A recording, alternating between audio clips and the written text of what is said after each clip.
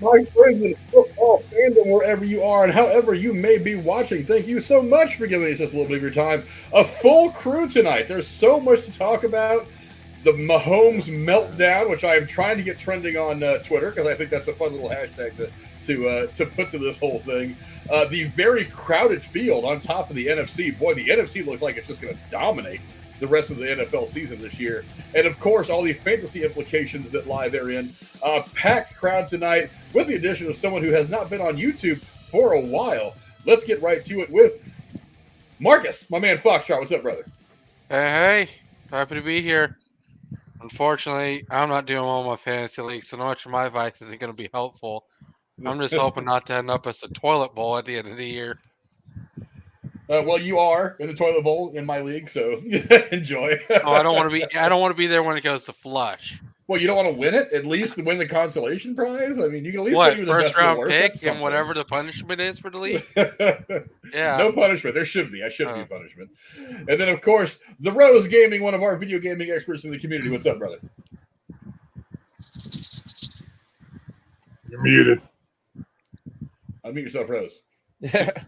What's going on, guys? I've been having a pretty decent week this week, except for yesterday when I almost broke my fucking hand and almost lost my wallet, so that was great. Well, maybe you should have given the robber your wallet. You wouldn't have had to break your hand and take that shit.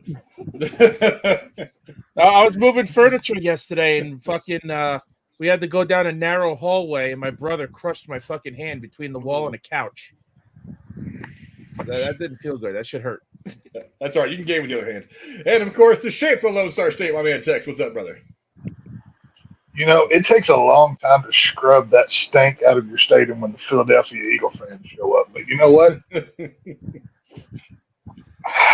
it tastes good, all these Eagle tears in this whiskey. So, you know. They it's can't up, make water. So they can't make water hot enough. It took some industrial strength cleaner, but I made sure that the custodial crew, made sure to scrub everything down good. So cry Eagles cry. So, what's up? And the man who, despite his long absence from the interwebs, from the YouTube world the last year or so, fellow 49er fan, J-Man from KC. What's up, brother? What's going on, everybody? Hey, Tex, you can take all your credit about your cry, Eagles cry, and eating their tears, drinking their tears, all that shit. But just forget, or don't forget, we beat them first, and we beat you even worse. It's all right. Like I said, we're coming. We're coming. You gotta admit though, we were all on the same team this last week, but we desperately needed the Cowboys to win to help put us in a position. That's true. Oh no, I give you that. I expected the Cowboys to win that game. I don't think the Eagles are as good as their record. Yeah, I wasn't expecting anything. I was hoping, and it worked out just fine. Big Dog AJ, what's up, brother? Good to have you around talking football. What's up, AJ? Glad to have you. Glad to have all these banging ass football fans to talk sports with tonight. Let's get right into it. I mean, first things first, the Mahomes meltdown. Let's get it trending on Twitter, guys. It was. I mean. There's a couple of different angles to approach this thing from. One is, yes, you can see it right there on the left side of your screen that he was clearly lined up basically in the defensive backfield, way over the line of scrimmage in the neutral zone. I don't know. There's a couple different ways to look at it. Like I said, there's a lot to be made of the play itself, the impact of the call, whether it should have been called, and Mahomes' reaction after the game, and even in the press conference afterwards. I'll go to you first, Tex. What did you think of this whole thing, that crazy ending between the Buffalo-Kansas City game? Well, I think it just really shows the mentality of somebody like Patrick Mahomes and that spoiled-ass franchise that are the Kansas City Chiefs up there. I mean, just watch a football game, and you're going to see 15 commercials with Andy Reid, Mahomes, Kelsey. Oh, yeah, I can do two things at once, putting poison jabs in his arm and everything else. It's nonsense. This team has been coddled for years because they're the new Golden Boys, and whenever something doesn't go their way, they go over there, scream, moan, and bitch, and throw helmets. And what was Mahomes? Do you really think he was going to go fight that referee? I mean, whenever he's having to be held back by four people, That was ridiculous. You know, he should have warned us. He should have warned us, dude. This is football. We're not just going to give you the trophy. So go find Taylor Swift and write some sad song about why you didn't win because you suck. So it is what it is. I don't know, J-Man, what do you think? That was definitely a display of frustration on the part of Patrick Mahomes after that game. What do you think of that whole situation? Well, okay, let's go here. First off, should Patrick Mahomes be upset? Yes. Should he be upset at the referees? No. Who should he be upset at? Thank you. Fucking Kadarius Toney and the rest of his wide receivers. Hello, they can't catch a cold, let alone a ball. You want to yell at somebody, then go off on your own goddamn receivers because that's who you need to be going off on. They're gonna not only are they costing you games now, but they're gonna cost you the playoffs this year. You watch. A drop pass or it's lined up, and they're not the only thing. You want to know another person Patrick Mahomes should yell at? Yell at his right fucking tackle. You know, everybody sits there and all these Chiefs fans cry all year long. Oh, Juwan Taylor, he's the most penalized right tackle in the fucking league. Yeah, because he's false starting 12 times a game, but they're only throwing 1 or 2 flags. It's ridiculous. Like, where is the discipline on this team? You know where the discipline is? I believe he went to Washington. Yeah, Eric Bieniemy. Yeah. They got Matt Nagy now, and remember what he did as a coach? That the Bears were shit when he was a coach. He doesn't know how to keep a team in line, and it shows. They're getting penalties right and left. The receivers can't catch the ball. I mean, it's ridiculous. You want to yell at somebody, Pat? Yell at those people. I don't know, Rose. I'm going to make you follow up that little rant. What did you think of the whole situation? Gee, thanks, fucking Frank. Well, I mean, Marcus is the rookie. I can't throw him into the fire like that. I mean, you've at least got. J-Man and I brought it, Rose. Can you bring this thing home? I mean, go for the triple. How am I supposed to follow that? You've been on a stream with Justin before, so you've at least got some experience having to follow him up here and there. But I don't know. What are your thoughts on the reaction and what happened at the end of that game? I didn't see the end of the game, but I saw what transpired afterwards, and quite honestly, I mean, fucking what J-Man said is true. I mean, the Bills are a good team, so you can't discredit the Bills. So they ended up winning. It was a close game.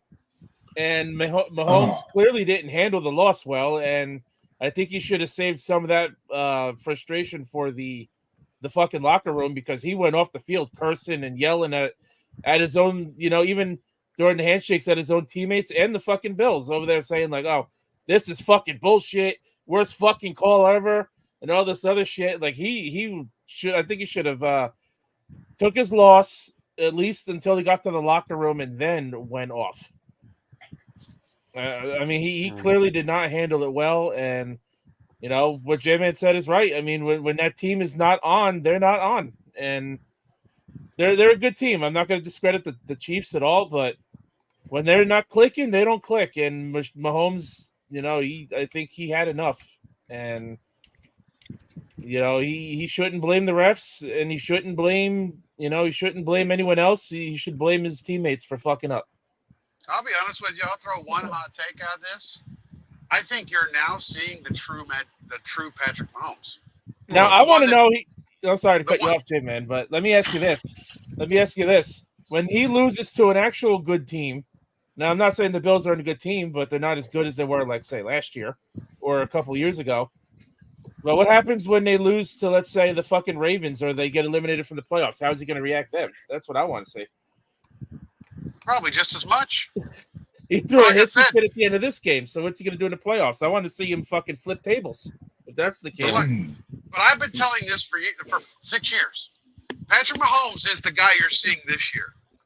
Yeah. He's not accurate. He throws a lot of picks. He's not a great quarterback. Everybody wants to, oh my God, crown him. He's the greatest of all time. No, he's not. He won't even be anywhere near it. And neither is Tom Brady for that matter, but that's another story.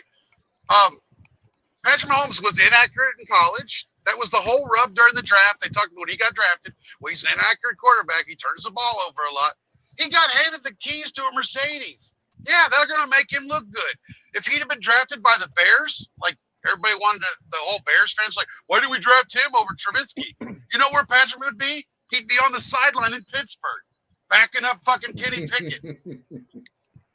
I don't know about that. I think on his fucking worst day, fucking Mahomes is better than Pickett.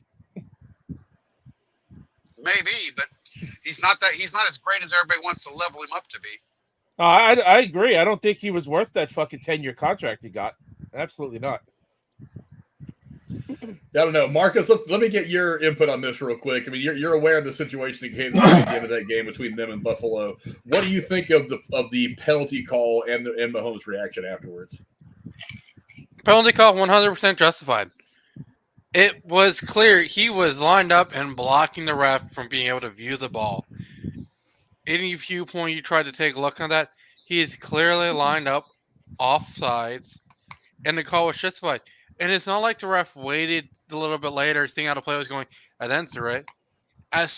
Almost a few seconds after the ball was hiked, you see the flag going up. So they could have stopped the play right there and taken the penalty then, or not done something as fancy and saved that card for later. They clearly did not see what had happened. And the Mahomes family, because this isn't just a Patrick Mahomes thing. If you go back to, I think, 2021 or 2022, I think it was end of the season, the Bengals had played up against the Chiefs. I know it was one of the last few games. That was a narrow game. The Bengals barely won that one. Cool, we're happy. Still Burrowhead Stadium. But you go Mrs. Mahomes, right after that game, Mrs. Mahomes is going on Twitter, going on this, and just blatantly like, refs weren't calling this, refs weren't calling that. The Bengals shouldn't have won that. It's like, they're sorry losers. They are fucking 3-year-olds wanting everything to be handed to them. And unfortunately, Mahomes is kind of like the old Aaron Rodgers and Peyton Manning, where he's the golden child. Everyone in the NFL wants him to be protected. Oh no, what happens to Mahomes if he gets hurt or injured? It's like, you're in a football game that is designed to be tough and get your ass hurt. If you get hurt, you signed up for the shit stepping on the field. If you didn't want that to happen, go back home. Well, you know, you brought up the fact that flag was thrown immediately as soon as the ball was hiked, and it was. Yeah. You know, the Chiefs fans will love to go. I go back to the Jets game. You know, Chiefs-Jets in New York earlier this year. Remember the phantom holding call on the defense when Patrick threw his third interception of the game, third or fourth, whatever it was. But if you go back and watch the replay of that, when does the flag get thrown? Does it get thrown when the phantom hold happened, or does it get thrown after the interception was made? Yeah. I think it was something closer to after the interception. It was after the interception. Yeah. Like, you want to talk about being bailed out? Yeah. Well, you know, I played high school ball. I played JV football growing up. I was never a wide receiver. And, I mean, like all of y'all, I've watched football all my life. Kadarius Toney, all he had to do was look over to the line judge, look over, wave at him. Hey, am I good? Am I in line or am I out of line? Whatever. That judge would have said good, not good either way. All of this would have been solved right then and there. Yeah. So for Mahomes to go on national television and to blast stuff like he did, it just like J-Man spoke, you know, when this conversation started, it shows what his character is. He's been coddled. He's the golden boy. He gets his ass powdered every time that he needs it, and his wife ain't no better.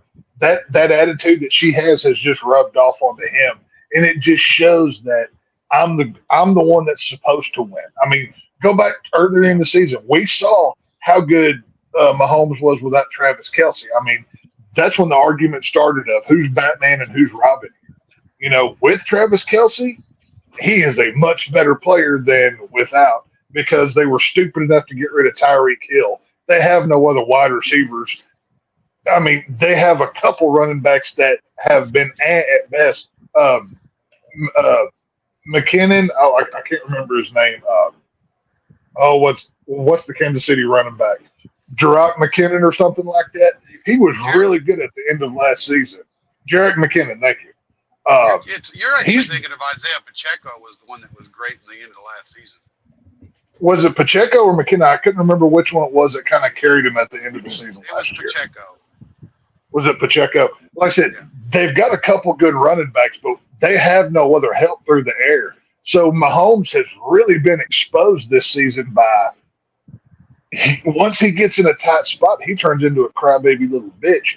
And, like I said, if you're having to be held back to go fight a referee, you're not going to get hands on one of those guys because as soon as he does, it's going to be suspension, fines, and he's going to be in all kinds of trouble. Yeah. He's doing that for show. He's doing that to be, look how mean I am. Look how mad I am. He's no better than Metcalf for Seattle this past week. Whenever he came off the field, slammed his helmet down on the 49ers bench, broke the helmet rest off the top of the bench. That's why I asked in the group, I said, who's the bigger bitch this week, Mahomes or Metcalf, whatever? Because they're just whiny little bitches out there playing football, and when it doesn't go their way, the real person comes out. But, there are two reasons the Chiefs have no wide receivers. It's not because they let go of Tyreek Hill. The first reason that they don't have wide receivers is Patrick Mahomes. When you become the highest paid quarterback in the league, eventually the team falls apart because you can't keep all the other superstars when you got the highest cap hit. Exactly. And the second person is Veach because I don't know, during the trade deadline they could have easily gotten DeAndre Hopkins from Tennessee. He's making less than or just a little over $1 million right now. That's well under their cap space. Yeah. Where would they be right now if he had DeAndre Hopkins and Rice and Kelsey? Ray Rice. Yeah. Yeah, for me, like I said, there's a couple different ways to look at this. For one, I don't think they were holding him back because he was going to go physically assault the officials. I think the reason I don't think that was his intention either. I think obviously they were like, we don't want him to get anywhere near the officials because he's going to end up drawing a fine, maybe a suspension, and we're kind of fighting for our playoff lives right now. I mean, to say nothing of the 1 seed, I mean, they're legitimately sort of making the playoffs right now. I mean, I'm sitting here looking at the NFL playoff picture. Let me see exactly where they are. I'm not even sure they're the 1 seed, are they? They're the 3 right now. No, the Ravens are the 1 seed. They're the 3 seed. They're still leading their division by 1 over Denver. They split with Denver. But their remaining games, they've got New England this week. They got the Raiders. They got the Bengals. And then they finish up against the Chargers. Really, how many of those games are they probably going to lose? I'm still surprised Denver fucking came back and made a run at the fucking division the way they did after starting the season. What were they fucking 2-5? Games? They got Sean Chiefs. Payton. That's the Sean Payton. The Chiefs are 8-5. They're 2 games back. Yeah, the Chiefs are 8-5. They're 2 games back of the 1 seed, and they're only, I think, actually, right now they're tied for the division with the. They're a game up on the Broncos. They're a game up on the Broncos. They're a game up on the Broncos right now. So yeah, it's a little bit of frustration because look, I mean, after the Patriot juggernaut fell apart, there was a power vacuum in the AFC. Buffalo is vying for it. Miami's been trying to get a piece of the pie. Kansas City's been pretty much the cream of the crop the last couple of years. Cincinnati's been trying to get a piece of it. Cincinnati's been trying to get in there, but they've ultimately been the ones that have been the more consistently good team since the Patriots dynasty ended when Brady left. So I think it kind of came pretty easy to them. A couple of Super Bowls, a couple of wins. It just seemed like they were supposed to just be on top. And now when they're not, it's like they don't understand why. To go to something that J-Man said about how when you pay one player a fuck ton of money, it makes it hard to keep your team together. This is the same thing that happened in Seattle several years ago. They had Russell Wilson. He was still on his rookie contract. They were able to get a bunch of guys. They were able to go get a bunch of guys.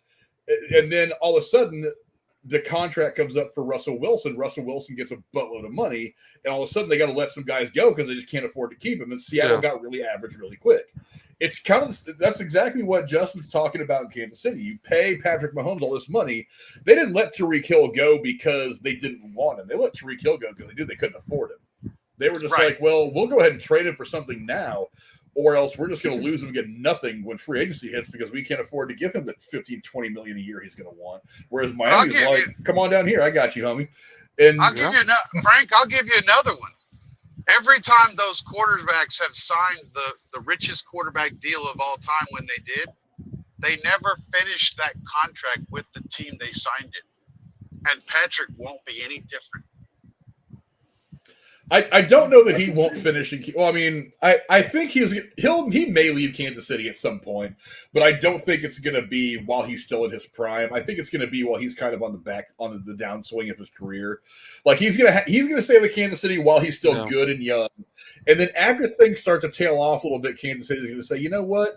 Maybe there's this really great prospect that we can get in the draft, like late in the first round, that we really like, or maybe we have the capital to trade up into a top 3 or 5 pick and get this good quarterback coming out of college. Maybe we'll go ahead and shop Patrick Mahomes. And I'm not saying this is going to happen in the next couple of years.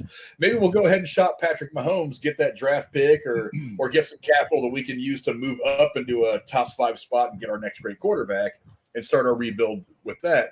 I think something like that could happen, but I don't think he's going anywhere anytime soon. I mean, as long as he's still one of the better quarterbacks in the league, he's going to be in a Chiefs uniform. Yeah. Well, but you have to understand, though, his contract gets richer every year until his 10th year.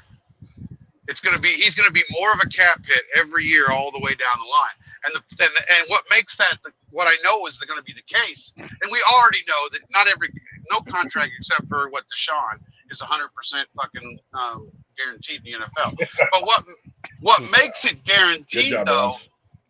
What makes it guaranteed though is every time they go to the bank of Mahomes to help with salary room, that becomes guaranteed money, which gets shoved to the back of the contract. So by the time they get to years 8, 9, and 10, he's going to be worth almost $100 million a year. How can they afford that? Nobody can. No. Right. True, unless you sign him to some Shohei Ohtani deal and give him 25 cents an hour until he retires, then you pay him $10 million a year. That deal's fucking money laundering. You can't convince me otherwise. That's bullshit. Yeah. That's fucking bullshit. Maybe next season we'll try to do a baseball show too, but I don't know. We'll see what happens when the spring gets here. I know me and Rose would have plenty of fun with that. But the other thing is, it's like when you look at this, I mean, there's no justification for not throwing that flag. So I mean, you can cry and bitch all you want that they didn't call it this time, they didn't call it that time, blah blah blah. But I mean, look at it for Christ's sake. He's practically lined up in the defensive tackle spot, just looking the other way. I'll give you one better, Frank. If you don't throw that flag, the officials are going to catch hell from a whole different direction. So if you're going to catch hell one way or the other, you may as well throw the just flag, make the right call, and throw the flag like you're supposed to, and get criticism for doing it right instead of doing it wrong. Yeah, you know what I mean. So looking from an official's perspective, that's what I think. I'll give you one better. Somebody actually did the footage, went back through the game.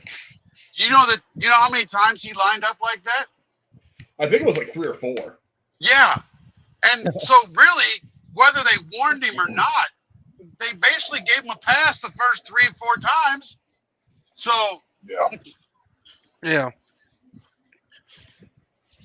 Now, like I said, correct me if I'm wrong, but I believe Kadarius Toney, he was also the one that gave up the big fumble early in the season that cost them another game, right? Was that another one of their receivers? He's just had a lot of drop passes that's cost him. He's had a lot of problems since he came over from the Giants. Yeah, well, I mean, I think it may have even been the opening game of the season where he had that big fumble late in the game that ended up costing them or something. I think it was him. I can't remember. But he's not having – basically my point is he's not having a good year. And it's only being highlighted whenever you've got, the Mahomes is over here raising hell because, shit didn't go their way. Growing up in Kansas City and having brothers who are Chiefs fans, I've heard a lot of this all year. And I've been checking them off. At the beginning of the season, they said, Mahomes has never lost a home opener. Detroit, check. Then we go to Mahomes has never lost to Denver. Check. Mahomes has never lost coming out of a bye week. Check. It's like we're just continuing to check these off. Do you know that Mahomes has never played an away game in the postseason? It's going to happen this year. Yeah, this year. If they make We're it this year, liable to check you that can off check this another year. one of those off. Yeah. So basically, we just have to just map out, just get a bingo card of what Mahomes hasn't done, because that's what's going to happen the rest of the season. This is what you're telling me, right? This is what's coming. I mean, basically. well, Mahomes has never lost 3 in a row. I would hate to see New England beat the Chiefs. Oh my God! If they but it is in New England, and they have a good defense. So, hey, you know, say what you will. You know, Belichick takes away your best weapon, and he knows. Looking at the Chiefs, their best weapon is Kelsey. You take Kelsey out, and Mahomes can't beat you. There's 2 things that the Patriots do have going for them. One, the defense, like you just said, and 2, and I know this is a very only 1 game, small sample size, but Zeke kind of found the old version of himself last week. He will be the starter for this week as well. Kansas City gives up a lot of points on defense. I can see Zeke having a good day, and I'm not saying he breaks for 150 yards, but if they can get him into the red zone, that's where Zeke can do some damage against Kansas City. So, I mean, don't sleep on that. He looked pretty good last Thursday. Yeah. That's what I'm saying. I mean, New England is shit. They are a garbage. I mean, Belichick's already leaving at the end of the season. That was decided when they played overseas or whatever. But you don't think Belichick don't want to win some big games on the way out just to, say fuck you to everybody else? I can see him trying to put one over on Kansas City. You know what I mean? But, go down in the comments below. Let us know what you guys think of the Mahomes meltdown. Let's make that hashtag on Twitter. Hashtag Mahomes meltdown. Look, the other thing is they also said that that it's something that they've been emphasizing this year in the NFL. Instead of having called it a few times last year, it's actually been called, I think, like 12 or 15 times this year. So it's not like they waited for this moment to screw Kansas City. It's something the NFL officiating crew have said. They've been emphasizing it this year to make sure guys are lined up right. So it sucks that it happened with a game on the line. It sucks that it happened late in the season, an important game that has playoff ramifications for both teams. But tell your fucking guy to line up. Dude, you know what? He is a NFL, a professional athlete. He has been playing football since he was a sperm, I assume, because you don't get that way over the course. You don't get to the NFL because you played for a year or 2 in college and that was it. They don't give you that job because you apply for it on some fucking website. You have to be a really, really good football player. You have to know your way around the football field. This dumbass knew he was lining up off sides. He doesn't know how to – he's looking down – look at him. He's looking down the line of scrimmage. He can't see where the fucking ball is. There is literally nothing but air, perfectly visible, earth oxygenated air between him and the ball. He still cannot see where the fuck he's lined up. It's ridiculous. This guy can think that, like, oh, I'm on Patrick Mahomes' team. I'm going to go ahead and line up in the defensive backfield just to go ahead and get an extra step on the guy covering me, so I'll get an easy touchdown without them saying, "No, sir, that's not how this works. We're going to throw the flag on this one because it's so egregious." And by the way, I was watching the Monday night games, flipping back and forth because fuck why we have to put 2 games on at the same time. But I was flipping back and forth. There's 3 next week. 3 on Monday? What the fuck? I know 3 Saturday. And Jalen Waddle lined up in the same exact fucking position as Tony did, and they didn't flag him for it. So, of course, Chiefs fans were all over Facebook about that. Hey, look, Jalen Waddle did it. They didn't flag him. Well, different crew, different game. Yeah. Look. The reality is, that old saying, there's a hold on every play. It's just a matter of whether it gets called or not. Look, you can't look at one game and be like, well, they didn't call it over here. Yeah, that game's fucking 2,000 miles away. If that referee would have seen it from 2,000 miles away up at Gaya Field, then he probably would have thrown the flag all the way down to fucking Miami and got him too. But the bottom line is that crew didn't throw it. I would question that crew and be like, he's obviously lined up like a moron. Why didn't you throw the flag? I would get on that crew for that. Like I said, if you're going to make the error in the direction to where you're at least right. You know what I mean? So that way, if people criticize you, they can say, hey, they can throw this picture and say he was clearly lined up in the neutral zone. It was clearly offside. So why are you bitching because I threw the flag? You can bitch all you want about me not throwing the flag 200 other times, but this time the evidence is really, really clear why I threw the flag. Shove it up your ass. Here's my yellow flag. Shove it directly in your pee hole. I just don't care. Did you see the press conference afterwards where Patrick was like, I cannot believe that the refs had to get involved in a game and take away what possibly was the greatest play of a future Hall of Famer. It's like, dude, they didn't know that play was going to happen. That flag was already gone and on the ground. They didn't know that play was going to happen. It wasn't even just then. He did it whenever, go back and watch whenever he meets Josh Allen in the middle of the field. Josh Allen's looking like, I don't want to be having this conversation right now. I just want to shake your hand and walk away. And Mahomes is bitching like a little girl. I mean, he was all over the place. He put Andy Reid, of course, Andy Reid is going to take up for his quarterback. But then a day or two after, he comes out and says, well, actually, but you put your head coach in a bad position here. He didn't do good for anybody. He made his fan base look petty. Him and his just whole crew look bad. He made his coach look bad. It was a very poor spotlight to be in. Yeah. It was horrible. It was unsportsmanship the whole time after that. 100%. Yeah, I mean, I understand the passion and stuff like that. And to be honest, to go to what Tex was saying about DK Metcalf, I don't really blame DK Metcalf. It's a big rivalry game. I mean, the Niners and the Seahawks have been they've been a rivalry that has grown very fast and very hot over the course of the last probably 10 years or so. He was playing with fire. He was passionate. I look, him slamming his helmet down. I've seen guys kick stuff over on the sidelines for years. I've seen guys from the Niners, guys from other teams. They get passionate. They go over there, they turn a table over because they made the big fumble that cost them the game, or because the call didn't go their way. Look, I don't mind the guy playing with passion. He's not there because he's taking it easy. He's there because the guy wants to win. He's a competitor. It's not like he walked up there and punched one of the referees in the balls or kicked a baby in the stands. He didn't do it. He didn't do anything like that. He was frustrated at the way the football game was going. He walked to the sidelines. He threw his helmet down like we have seen players do for decades.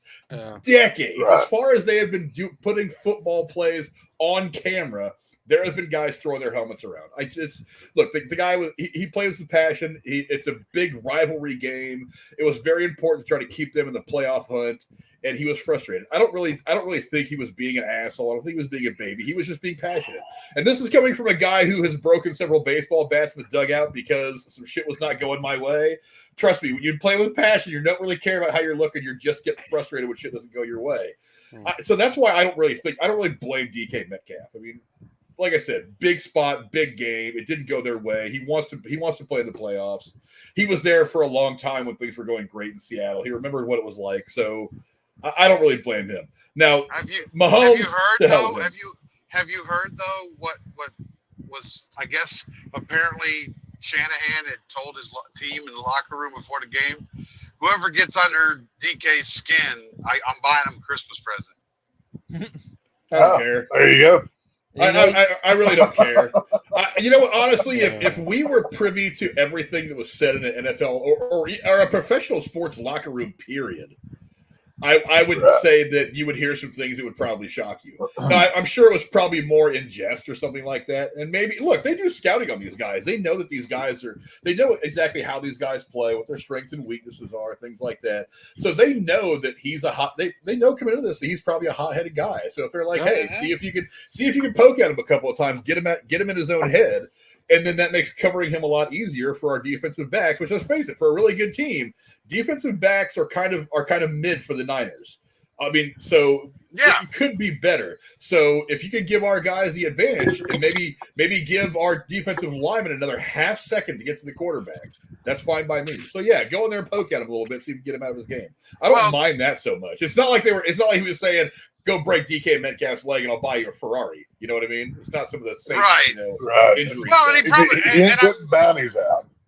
And I'm sure with salary cap reasons he couldn't give him anything anyway. But Keyshawn and Sherman were talking about that on the show with Skip, and they were like, "Yeah, every coach does that. When you find out that your opponent has a hot-headed player, you want to get under his skin, because if he's thinking about you, he's not thinking about the game."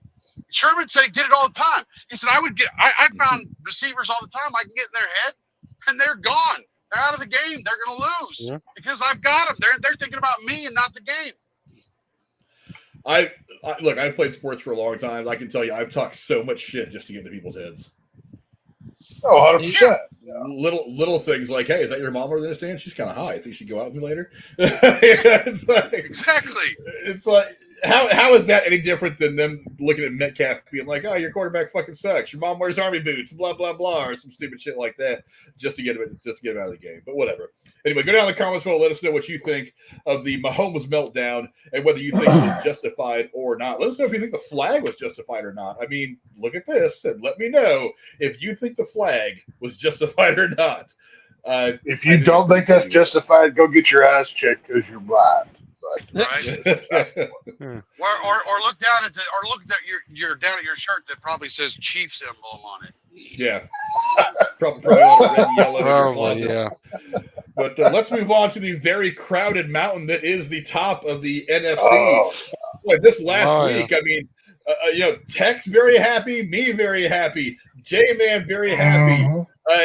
It kind of went the way that we all wanted it to go, unless, of course, you're a Philadelphia Eagles fan. The Philadelphia Eagles went from the 1 seed to the 3 seed in about 3 hours. 5. Oh, yeah. 5 seed. Are they 5 seed. They're at the 5 seed. So, yeah, it took about 3 hours for them to drop all the way down there. So, yeah, it was definitely a big week, but I mean, nothing's set in stone yet. Right now, the Niners are the only team that have clinched a playoff spot. They are currently the 1 seed of the NFC. The Cowboys, by way of their victory over the Eagles this week, are now the 2 seed and are on record tied with the Eagles for the division lead, but have the tiebreaker, having just won this game. The Niners, of course, have the tiebreaker over the Eagles because of winning the game a couple of weeks ago. So it's very muddled up there at the top. You've got the Niners at the top. You got the Cowboys number 2 right behind them.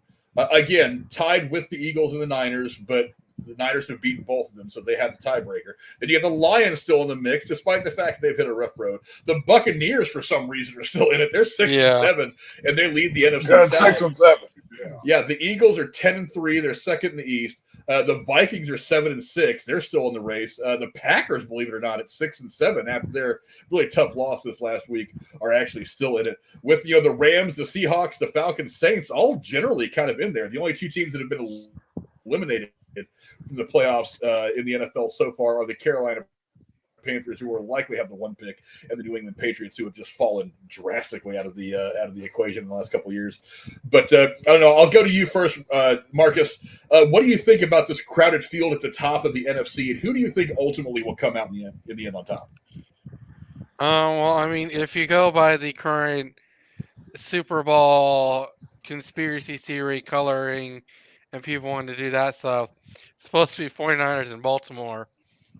But honestly, with the way the 49ers have been playing, they're there. They've already clinched their spot. Now they're just figuring out where the hell they're going to be at, whether to get the bye and the home advantage, or they're just getting the home advantage and all that stuff. Cowgirls still got a little bit of work to do to figure. I mean, if they win the next 2 games, they'll clinch their spot. Again, it'll just be figuring out, did they get the skit? Did they get the bye? Did they get the home advantage? All that stuff. If we were talking a little bit beforehand, but someone has said, that's probably multiple y'all that say, like, the Eagles, for their record, are not as good as they're actually meant to be, or are. They've just gotten lucky this season.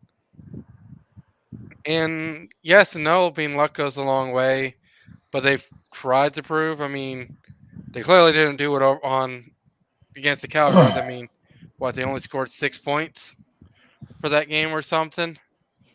No, I think it was 13. But right now, it is very clear that 49ers, I'm pretty sure, are going to take it all the way. That is who I have going to the top on the NFC. Me wanting to have the Bengals go up and go against the 49ers would be a great repeat. Hopefully not a complete repeat, but it's also fantasy. I'm just hoping the Bengals to get a positive 500 plus for the end of the season, honestly, at this point.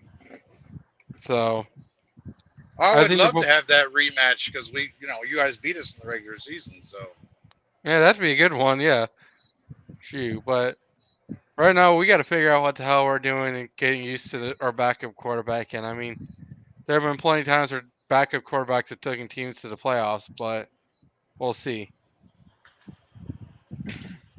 I don't know. Rose, what do you think? It's really crowded up there right now. Looking at the records, it really could go either way. Who do you think's to end up on top and why? I think as much as Tex probably, I know for a fact he's not going to hear this, but I think the Eagles are going to top the NFC East. They've been a pretty consistent team all year. They have lost to the Jets, which is very surprising, but then they did lose to Dallas. You know, that was a good game, as I predicted it would be, and I'm sure everyone predicted it would be. But I think the Eagles are going to top the NFC East. The 49ers are going to top the West. I mean, they're another solid, consistent team that have been beaten. They've been beating everyone they needed to beat. As far as the clusterfuck that is the NFC South with the fucking terrible division, right? Yeah. Yeah, the clusterfuck. Yeah. Let's see. I'm just trying to remember who these teams are because I'm not as familiar with Bucks, the NFC Saints, Panthers. Right. Bucks, Saints, Falcons, Panthers. This one's honestly a crapshoot as far as the NFC South. I'm gonna say the Falcons are gonna top, and I'm gonna say the Falcons are gonna come out on top in that division. I mean, all these teams are clearly not good. But the Falcons have some pretty good players, you know, some pretty good notable players on their team. As far as the other teams, I really can't name a single player that I really remember much of. So I'm going to give it to the Falcons for the NFC South, and in the North, the Lions are running away with this thing. They are 2 games above the Vikings in first place. And they still have to play the Vikings both times. I think I think they're going to beat Denver on Saturday night. So I think they go 10-4 after this weekend, and I think they'll split. I'll say they're going to split with the Vikings. So I'm going with the Eagles, the Lions, the Falcons, and the 49ers to top the NFC divisions. First off, J-Man, what do you think? I mean, you know the lay of the land. What do you think about how this is all going to shake out on top of the NFC? well, and I know it'll sound a little homerish, but it's not. It's the 49ers, and then it's the rest of the trash NFC. None of the teams can hang with us. It's not, like I said, they're all false. Look at them all. We trash every one of them when we face them. When we're healthy, granted, when we're healthy, there's not a team in the entire NFL that will beat us. But I'll tell you this much, Tex. Enjoy your second seed right now, because if both you and the Eagles win out, they take the division. Yeah, I know that. Yeah, no, I'm very aware of that. I don't know. Tex, what do you think? You're aware of where everything stands right now. There's 4 games left in the regular season this year in the NFL. How do you think this is all going to shake out? Well, being completely non-biased, all roads lead on the NFC side. All roads lead through San Francisco at this point. Stevie Wonder could see that. I could give you 1,000 stats and factoids of why my Cowboys are better, but until we beat y'all, we're not. That's just the God's honest truth. Now, that being said, the Eagles are not. I mean, they've been exposed. Y'all beat them. We beat them. They had to go into overtime to beat Washington. Okay, let's not forget this. What this team is. They're not as great as their record states. We've all agreed and talked about that on this show and before we went live on this show. So the Eagles are not going to win the division. Even with as easy as their schedule is, I do not see them winning out. I think they stumble probably one more time. I don't think Dallas loses another game in the regular season. There's only 2 teams that matter in the NFC: the Niners and the Cowboys. The Detroit Lions. As much as I love Dan Campbell, he's one of my Aggies. He's a former Dallas Cowboy. he is not ready to be head coach. When you're going for it on 4th down on your own 20-yard line, you are not, just because you're ballsy and you yell a lot, that doesn't make you a smart coach. Do they have good elements in Detroit? Sure. But at the end of the day, it's going to be SOL. Same old Lions. They're not going to win anything. There's only 2 teams that are going to win the Super Bowl. I don't buy into that color, conspiracy. I think it's just a funny ha-ha, whatever. There's a lot of colors in those logos, just saying. It's either going to be the Niners or the Dallas Cowboys. One of those 2 teams is going to win the Super Bowl. And at this point, that's going to be your NFC Championship game. The winner of that's going to take it all. That's what it's going to boil down to. Yeah, I agree with that. I really do think the NFC title game is going to be the Super Bowl this year. I don't see anybody in the AFC competing with either Dallas, Philadelphia, or especially the Niners if they go into that game. If they go into the Super Bowl healthy, I don't think there's any chance that the AFC teams can, unless something really crazy happens and Green Bay goes on a tear through the playoffs and just starts ravaging people in the Super Bowl. Yeah, hey, crazier things have happened. The league would love that shit. But I'm sitting here looking at the schedules right now, and I think the easiest road for the rest of the season is going to be Philly. They've got Seattle, who the last several weeks has just not been good. They've got the Giants twice, who, while they've been a bit surprising since Danny DeVito's second cousin twice removed took over, I still don't think they're good enough to run with one of the elite teams in the NFC. And they've got Arizona, who is playing for the 3rd pick of the draft. Well, I'll go to San Francisco first. San Francisco's only really got – they've got one game that really worries me, and that's Baltimore. I mean, they're the 1 seed in the AFC right now. They're kind of the cream of the crop over there. That's going to be a tough game here in a couple of weeks. They've got Arizona this coming week. Washington, I think, is a winnable game in Week 17. Week 18 concerns me because even though on paper and in every measurable metric the Niners are better than the Rams, that's another team that it doesn't matter who's in what position. One of them's going to ruin it for the other one. That's always how it's been between the San Francisco teams and the LA teams, both the Giants and the Dodgers, Niners, Rams. The Niners and Rams have a long history of going back and forth with one another. I mean, going all the way back to the Montana Rice years in the early mid-'80s. The only team that would ever give them any real competition in the division was the Rams. So there's a history there. So I worry about that. And McVay and Shanahan are tight. These guys have been friends for a long time. They both kind of are part of the same coaching tree. So these guys know each other pretty well. I mean, going all the way back to the NFC title game of a couple of years ago that the Rams won, it's going to be a battle. And the Rams have kind of righted the ship a little bit the second half of the season. So they're not going to be pushovers. But by then we could have everything locked up and we won't be playing a lot of starters. It's possible. But like I said, Philly's likely going to win out, so we're going to have to make sure that we win out. And then you get to Dallas's schedule. Dallas's schedule is interesting. Dallas has actually got, of the 3 teams, the Niners, the Eagles, and the Cowboys, Dallas has got, I think, the most challenging schedule in the last 4. You've got Buffalo, who is not what we have seen from Buffalo in the last couple of years, but they're not going to be pushovers. You've got Miami, who is not everything that I think people have thought they would be the last couple of years, but they're not going to be pushovers. You got Detroit. You don't really know what you get with Detroit. Detroit could come in. Look, Detroit started the season by beating Kansas City, a game that nobody thought they had any chance in. And then they could go in there. They could go beat Dallas. And then they end with Washington, who they're probably going to handle pretty easily. I have no idea whether these are home or away games, but I mean, ignoring where they're being played, right now, I think Philly's got the easiest path. The Niners, I'm concerned about a couple of games. Dallas seems to be the one with the toughest schedule on the way out.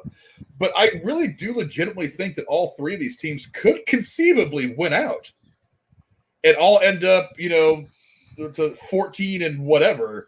And we're going to see 3 14-win teams in the NFC, which is unheard of. When was the last time that's even happened? When it comes to the Cowboys schedule, the next 2 are on the road. Buffalo, Miami, which I'm not as concerned about the teams as I am the weather in Buffalo. I'm curious to see how that affects the team there.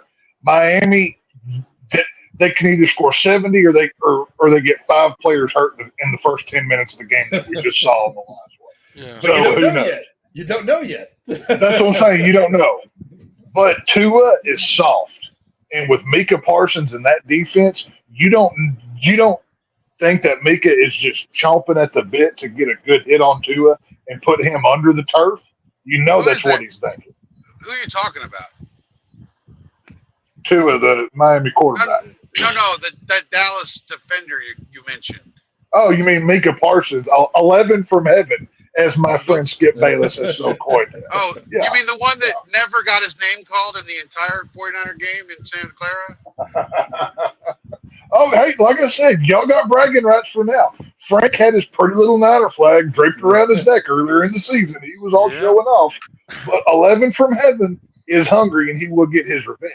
When it comes to the Detroit game, though, Dallas is 15-0 in their last home games, putting up 40 points a game almost at home in every one of these. You don't think that trend's not going to continue? Detroit is not one of these, Niners, Cowboys, Eagles. They're second tier. I'm not saying they're not good and they have some good things, but look at what Goff is doing. Goff is falling apart right now. Sure, you're putting up 40 at home, but other than the Eagles, who have you played at home? Okay, well, see, here's the thing. Y'all want to sit here and say the Cowboys haven't played anybody. This, that, everything else. Did Frank just not read off? Well, the Niners are going to have to play, Los Angeles. They're a crap team. The Eagles get to play crap teams. So is the same thing going to be said about them whenever for the next 3 weeks? Oh, well, they haven't played anybody in almost a month. Is that going to be the same argument whenever y'all play those same teams that we already went through to get to this record? We have the Ravens, who are right now currently the 1 seed in the AFC in our remaining 4. Yeah. We beat both the Cowboys and the Eagles by landslides. And what was that other landslide we had right after our bye week? Frank, help me out. What was that? Jacksonville. They're a good team too. What are they, 8-5? Wait. Didn't the Browns shove it up in y'all here a few weeks ago? But you can't hold that one. They did the same thing to y'all now. Like, they shoved it up both y'all's asses. And we're just like, okay, cool. First off, it's hard for any team to win in Cleveland. That's why they can't have a good quarterback in Cleveland. The stadium is built so shitty that the wind just swirls around in there. It makes it hard to be a passer. Secondly, the weather was bad. Third, the referees threw 45 fucking flags in that game.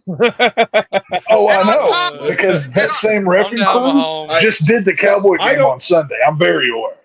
But on top of all of that, I don't like blaming the referees.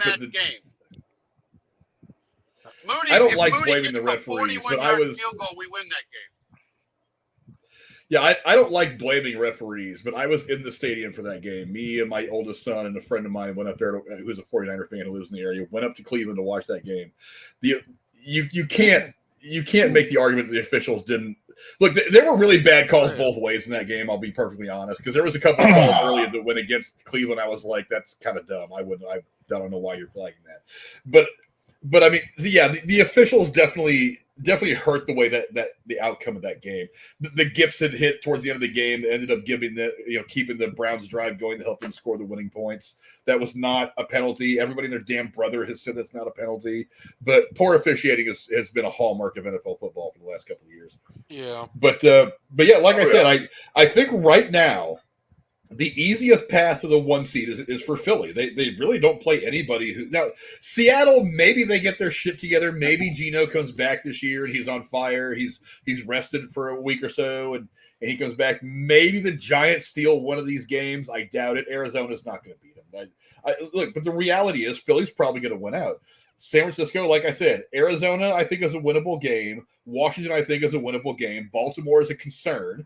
Because of all the teams that we could potentially see in the Super Bowl, it would probably be Baltimore. And the Rams, because once records don't mean anything once you get a rivalry game like that. It doesn't mean anything.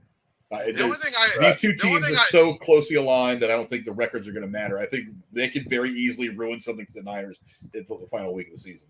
Frank, the only thing I like about our schedule is at least those 2 games you're concerned about are in Santa Clara. So was the Bengal game. I know. I mean, on paper, I don't think it's. I mean, the Bengals were kind of finally finding their stride after getting off to a really shitty start this year, and Burrow had finally just gotten healthy for the first time all year. But and we were coming off that shitty Browns game where I think actually Trent Williams I think had been hurt. I think Debo missed that game. Debo and Trent missed the 3 losses in a row. The Cleveland, Minnesota, and Cincinnati. Debo and Trent were out of the last two, but they got injured during the Cleveland game. But like I said, Purdy put us in position to win that game. The kicker missed the fucking 41-yard field goal. Come on. Yeah, but I want to move on to the fantasy talk. But yeah, go down in the comments below. Let us know what you guys think. Who is going to end up on top of Mount NFC when this whole thing is over? Is it going to be San Francisco? Is it going to be Philly? Or is it going to be the Dallas Cowboys? Is maybe there another team that could sneak in there and maybe knock one or two of those teams off the mountain and maybe take the 3 seed for themselves? There are some teams that are still alive. I don't know what the schedules look like, but there are some teams still alive that could mix things up for that 3rd seed. We'll have to see moving forward. So go down in the comments below. Let us know how you think it's going to flesh itself out in the NFC. Let's move on now to the fantasy talk. Let's go to the waiver wire. I'll start with you first, Rose. Who are you targeting on the waiver wire this week to help you going into the fantasy playoffs? Personally, I'm liking the Colts and Zach Moss as the running back in the Colts defense. I had this feeling a couple of weeks ago, and I was right on that one. That was actually the show that my power went out for, and I missed it. So I'm targeting the Colts defense. I'm targeting Zach Moss, who I've actually had, so I actually didn't have to target him. I did have to pick up the Colts defense, though. I was lucky enough to be able to get him. And I'm personally looking at Justin Jefferson. If he's healthy, I think he can. I think he can have a good game against the Bengals this week too. All right, Marcus, who are some of the players that you think people should be targeting to help get off to a good start in week 1 of the fantasy playoffs?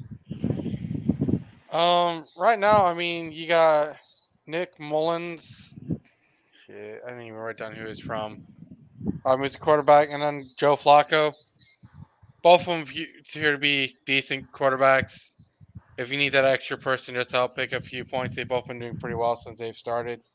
Another one that's starting to somewhat creep up, and he's Bengals, but Chase Brown.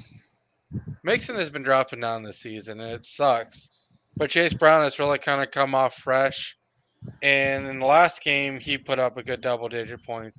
And he seems to be trending upwards instead of downwards. So, yeah, I had looked into him too because I kind of wonder how the Bengals are going to approach the rest of the year with Burrow out and them knowing that the best they could do is maybe sneak into a playoff game and maybe steal a spot.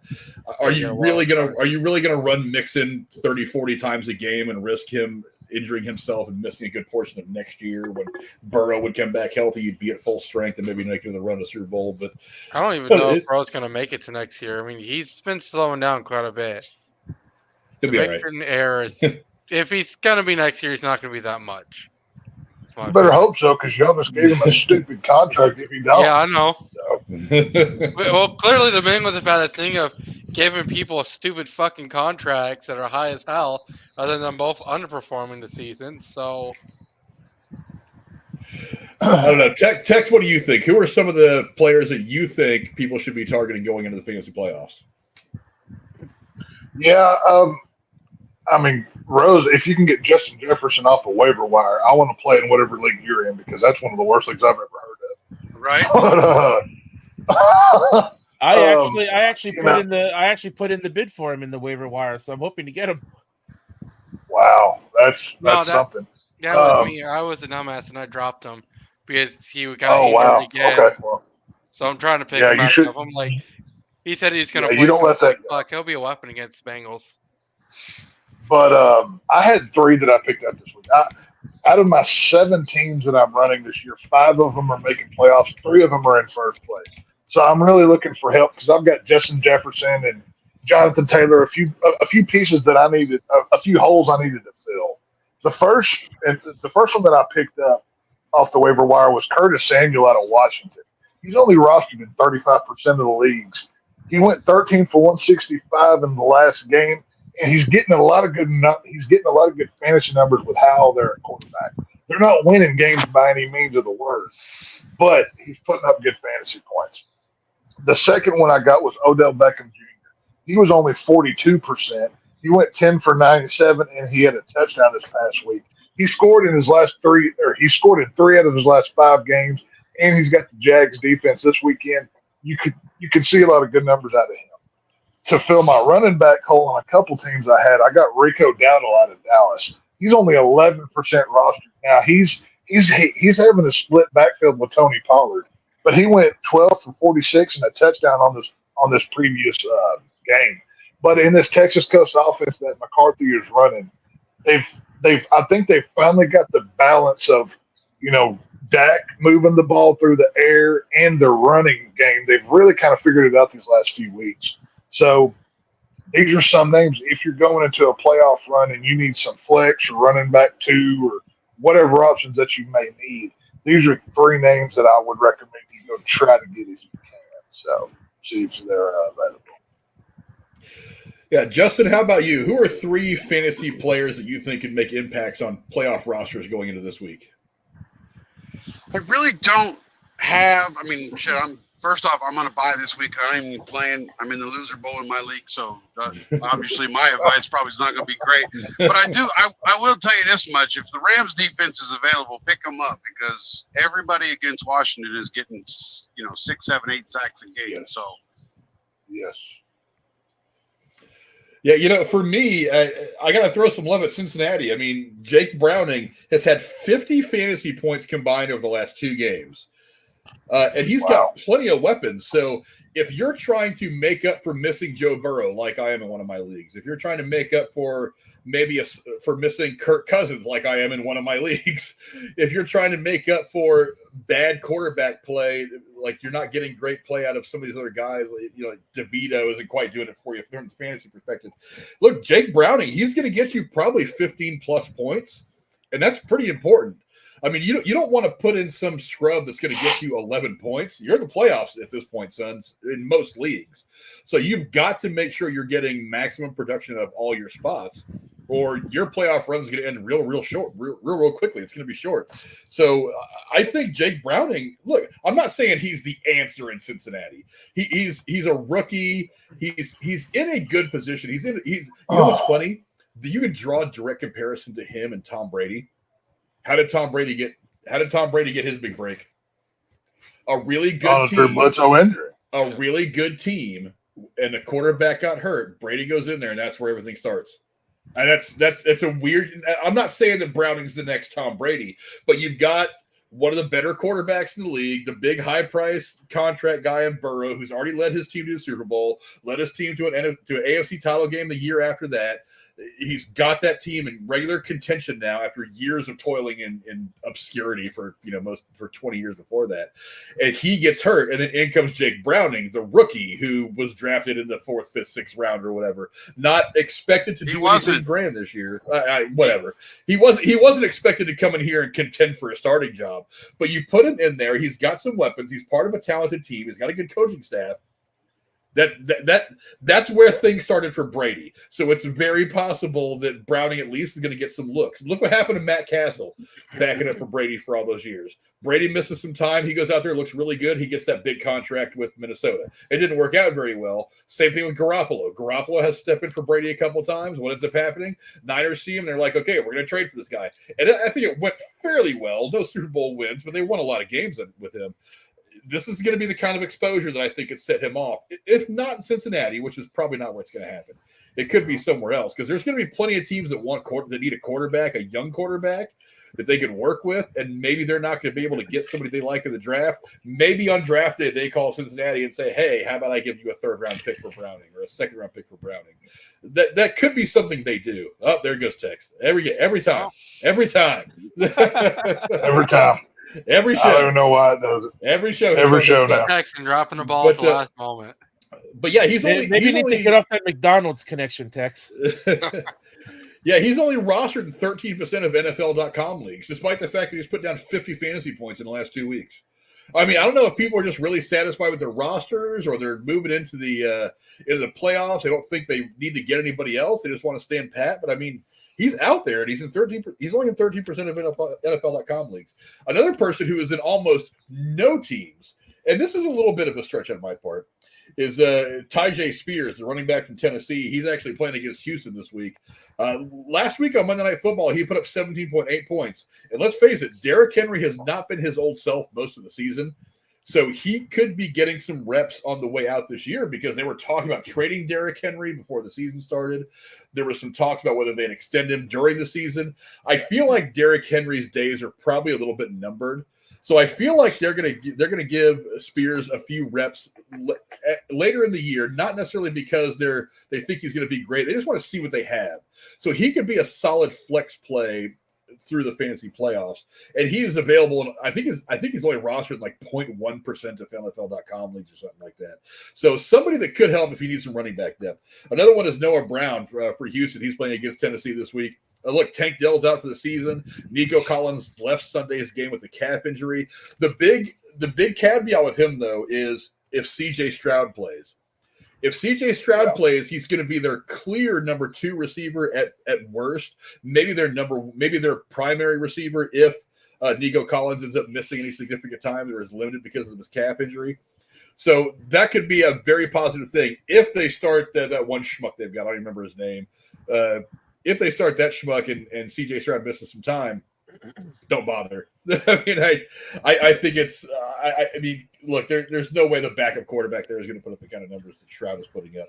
So there, and he's only rostered 26% of NFL.com leagues. So he's out there, and you can go get him. But yeah, those are some players that we think could help you moving into week 1 of the playoffs in most fantasy leagues. I know this is probably the last regular season week in some fantasy leagues, but yeah, we're deep into the fantasy playoffs now. We're starting that this week, so those are some players we think could help you. Now let's move on to the start sit. I'm going to give you guys a couple of names: a quarterback, a wide receiver, and a running back. I want you to tell me who you would start and who you would sit. We'll start first with Tex. I'm going to give you Jared Goff of Detroit versus Denver or Jordan Love of Green Bay versus Tampa Bay. Who are you starting and who are you sitting and why? Oh, Goff versus Tampa or No, you had that backwards. Love versus Tampa. Goff is going against Love Denver. versus Love versus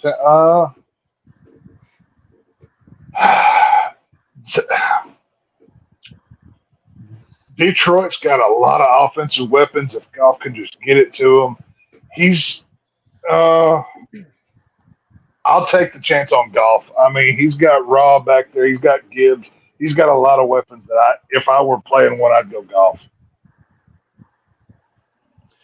J-Man, how about you? Jared Goff versus Denver or Jordan Love versus Tampa Bay? Who are you starting? Who are you sitting? I honestly don't think it's even close. Goff is at home. And Goff plays in a dome for the remainder of the year where he plays better in a dome. So I'm playing Goff over Love. Yeah. I don't know. The Rose Gaming, what do you think, my friend? Jared Goff or Jordan Love? Who are you starting? Who are you sitting? I'm with Tex and J-Man on this one. I would go with Goff as well. I mean, Denver's defense has been stepping it up, but I mean, they're not perfect. So, and honestly, I think Goff is just a better quarterback than Love, anyways. Overall. Marcus, how about you? Jared Goff, Jordan Love. Who are you starting out of those two?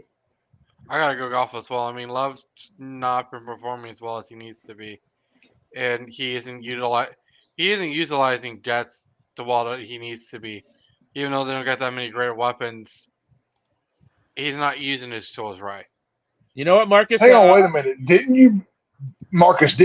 Weren't you the one that picked Green Bay over Detroit on Thanksgiving while Frank and I got I was just going to bring that up. Hey, that was the one time, damn it. And honestly, okay. I was just checking. No, Detroit has had a good record of not delivering on Thanksgiving Day. So I was just going with the record. All right. Just checking. I was going to say, Marcus must have knew something that day that we didn't. He's a savant. I'm telling you guys. He was the only one that got it right that day. But I can get lucky every now and then on a pick. A blind squirrel finds once in a while. But, I'm going to be the one voice of dissent here. Love is averaging 22 points a game over the course of the last 4 games, despite the loss. The loss this week. He's got a great matchup against Tampa Bay that has given up the 2nd most yards per game in the NFC and the 5th most fantasy points per game to the quarterback position. And Jordan Love's been Green Bay's been looking pretty good the last month and a half or so. Jared Goff, I mean, Detroit seems to have hit a little bit of a wall. Now, I'm not saying that the great story that is the Detroit Lions coming back from their terrible years of the last 20 years and the 0-16 and all that. I'm not saying they're all the way back yet, but they're definitely a team on the come up. But this is a roadblock for a team that is building itself. So I'm not saying that Goff won't put up some decent numbers, but of the two, I'm going to start Jordan Love against Tampa Bay. I mean, look, and Denver's been on a bit of a hot streak too. I mean, defensively, they're not like the best against the pass, but Denver's been on a bit of a hot streak too. They've kind of found their rhythm, whereas Tampa Bay, I think, has been they've been not sluggish, but they've never really been on a true hot streak the way that a lot of these teams have been. So I'm taking Jordan Love. I'll be the one voice of dissent on this one. I could be wrong, but I'm taking Jordan Love based on all that. So it's all of you guys pick Jared Goff. I picked Jordan Love. We'll see how that works out over the course of the weekend. Now I'll move on to the wide receiver. I've got Devontae Adams of the Las Vegas Raiders playing against the Los Angeles Chargers, or George Pickens of the Pittsburgh Steelers playing against the Indianapolis Colts. I'll go to you first, Tex. What do you think? Adams or who? Repeat that real quick. George Pickens of Pittsburgh against Indianapolis. I would not pick anybody in Pittsburgh. Personally. Well, even with that new, we'll see. Pittsburgh got the new offensive coordinator over there, and Adams is early in the season. He was doing all right numbers wise, but I mean, neither of these guys do I like. I guess Adams, but I'm not. I wouldn't start either of them. I'd drop them both and go find somebody else. But I guess out of those two, I'll take Adams. I don't know, J-Man, of these two, what do you think? Devontae Adams of the Raiders versus the Chargers, or George Pickens of Pittsburgh versus the Indianapolis Colts? Who are you taking and why? Well, first off, you have to look at the defenses. Which one has the better defense of those receivers that are facing? Indianapolis clearly has a better defense against the pass than the Chargers do. Yeah. So, to me, the Chargers are garbage. Yeah. Rose, how about you? You've got Devontae Adams of the Raiders against the Chargers, George Pickens of the Steelers against the Colts. Who are you starting, who are you sitting? I am starting Adams every time over any fucking Steelers player this week because the Steelers are garbage and they have fucking Mitch Trubisky fucking playing at quarterback. Kenny Pickett, I'm hearing, is not playing this week. So that's also not gonna bode well for Pittsburgh, which is another reason why in who you asked me who I was targeting, that's another reason why I picked the Colts defense, because Trubisky's starting, so that's just not going to help the Steelers in any case. So I'm going Adams all day over Pickens. Isn't there some health concerns on Adams though? Like, I think he's under a health report, right? I'm not 100% sure. Let me go check real quick. I believe there is. I think I saw Q by his name either yesterday or today. I'm not for sure. Yeah, but I mean, so many times though in the NFL, it's Oh, I know. Especially in Yahoo, if a guy just skips practice, they put that Q by. But I wasn't sure if he had a injury or not. That's why I'd ask. George Pickens, right. I'm looking at George Pickens right now. He's projected to get 10.4 points, which is the same amount as Myers for the projections mean nothing. They make up those numbers. It can go either way. Yeah, honestly, I don't even think Pickens does that. Honestly, Adams missed Wednesday's practice with an illness and is listed as questionable for Thursday's game against the Chargers. Yeah. Okay.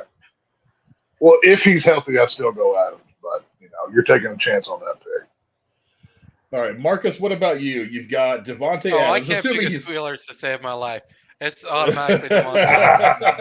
I'm not picking the Squealers regardless. Wait. You would start a sick man even if he doesn't play. I would take the 0 points over picking the Squealers any day. Jesus, he would put Y.A. Tittle in that wide receiver spot before he put up Pittsburgh. I would leave it empty. No wonder why he's playing for the toilet bowl in the fucking fantasy league, Frank. Right.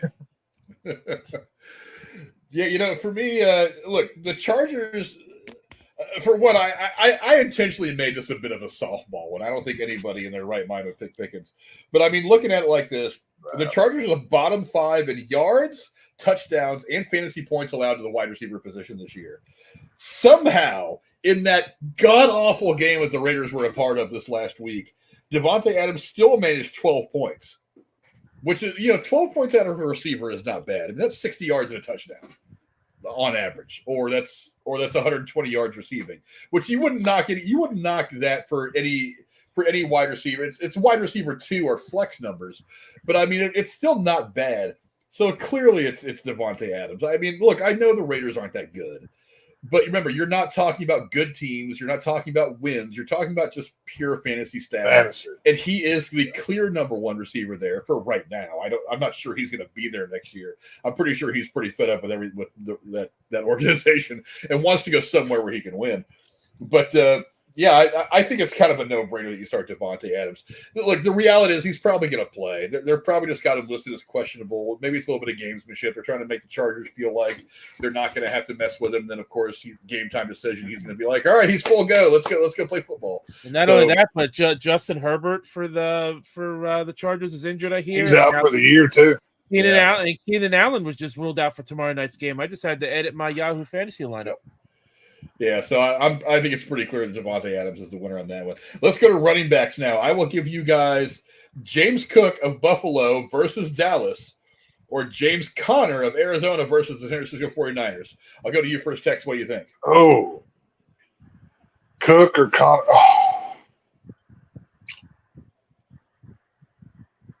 Oh. As much as I hate to pick against my Cowboy defense because they are doing so well. The Cowboys do well in the blitz and the secondary, but running is where you can get them. So I think Buffalo runs better, so give me Cook. Wait, your secondary that George Kittle had 3 touchdowns against? Hey, we still haven't forgot that T-shirt he wore earlier in the season, talking crap against the Cowboys. Like I said, we don't forget. Paybacks will be gone against your. That's why I've taken it kind of easy. That's why I've taken it kind of easy on Tex, because I knew Jamie was going to do all the shit talking on behalf of the 49ers. I expect. Hey, this is not my first time. I expected nothing less. If he had not brought the heat, I would have been offended. It's fine, so it's all good. But no, give me Buffalo. Give me Cook. Oh, no. Jamie, what do you think? You got James Cook of Buffalo against Dallas or James Conner of Arizona Cardinals against our 49ers? Who are you taking and why? I'm actually going with Cook. Conner. I know the Niners have a great run defense, but they still managed to give up rushing touchdowns. I mean, even Kyron Williams had 28 fantasy points against the Niners defense. So, and we still won the game. So I'm going to go Conner. Cook hasn't been utilized near as much as he was against Kansas City all year. Yeah, but look at the way the weather's going to be this weekend in Buffalo, though. They're not going to be throwing that ball nearly as much. You're going to see a lot more running offense. Yeah, but that every team playing the Niners has to keep the Niners offense off the field. So, yeah, you got to try to run the ball. Of course. Yeah. No, I get it. Rose, what do you think? You got James Cook of Buffalo against Dallas. You got James Conner of Arizona against San Francisco. Who are you starting? Who are you sitting? Well, I'm gonna go Cook. That's good. I think that's the tougher game, but I think he's the better overall player. Because the Cowboys are a better team. Am I right, Rose? I'm glad you agree. There you go. I don't know. Marcus, what do you think? James Cook of Buffalo against Dallas, James Conner of Arizona against San Francisco. Who are you starting? Who are you sitting? I'd go Conner. The Arizona's put up random numbers throughout the season, so this might be one where they go 22 again. Or it could be a complete bust and they do 5. Oh. Give it a shot with Conner. Oh. I'm of two minds about this one. For one, I what Tex was saying about the weather. I think the run game is going to be important for both teams if the weather becomes a serious factor in the Buffalo-Dallas game. But I'm kind of leaning Connor, and here's why. Not that I think he's going to carve up the Niners defense at all, but he's really, Kyler Murray has not lit it up the way that some people want to say that he has since he came back. And I really don't think he's going to put up a lot of great numbers against the Niners. He's going to see too much pressure. There's going to be a lot of check downs, which opens Connor up for a lot of passes, a lot of pass catch opportunity. And it's like every game it seems like he busts a good run. So I think probably 80 yards and a touchdown, and I'm sure it's probably going to be a losing effort against my Niners, but 80 yards and a touchdown, that's not an unreal, maybe even 100 yards. I mean, the Niners don't give up a lot of 100-yard rushers, but I mean, he's had some success in spots against the Niners defense over the last couple of years. I think it's really possible that Connor could end up putting up pretty good numbers. So while my gut tells me James Cook, and that's kind of where I was coming into the show, I'm going to change my mind a little bit, and I'm going to go Connor. I really feel like he's going to be the one offensive bright spot for Arizona. Against a defense, it's really probably just going to beat the hell out of the Cardinals all day Sunday. So I would imagine he's probably going to have a total of about 100, 110 yards and a touchdown when all said and done. Passing and rushing, he'll have 100 yards and a touchdown, which isn't going to be terrible against the Niners defense for a guy who, like I said, Connor's been like the one steady offensive force for the he's had bad spots, sure, but he's been the one steady offensive force for the Cardinals for the last couple of years. So I'm going to say 100 yards and a touchdown to Connor. Cook, look, if Dallas ends up going up early, big, which is entirely possible, it's going to kind of eliminate Cook from the game.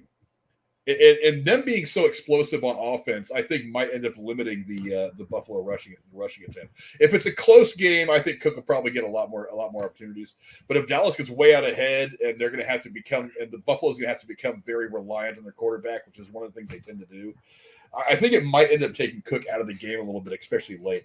So I'm going to say Connor, just because I think he might end up with a better stat line, not because the Arizona is going to win, but because he might end up with a little bit better stat line. And Frank, don't forget that game for us is a hat and church game. A hat and church game? A hat and shirts. Oh, hat and shirts. Because we win that game, we clinch division. Yeah.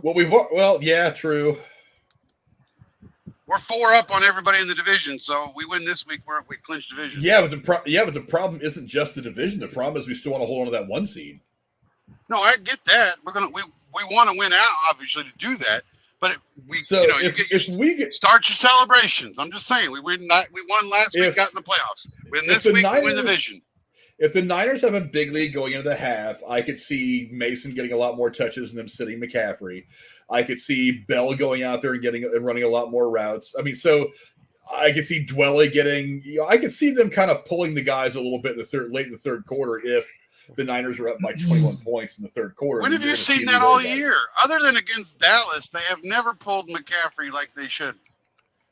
Yeah, but I don't want to get these guys hurt either. Because we've talked about it already. A lot of other commentators have talked about it. When the Niners are healthy, they're damn near unbeatable. But you got to keep them healthy, and you don't want to. McCaffrey doesn't want to come out. Yeah, but I would look at him and say, "Hey, bro, do you want to win the Super Bowl this year too?" It's like, how about you take maybe 4 or 5 snaps in the fourth quarter? We'll make sure you keep that touchdown streak going that you've restarted of consecutive games with a touchdown. We'll see if we can get you another one started that goes into next year. Maybe you can break the record then.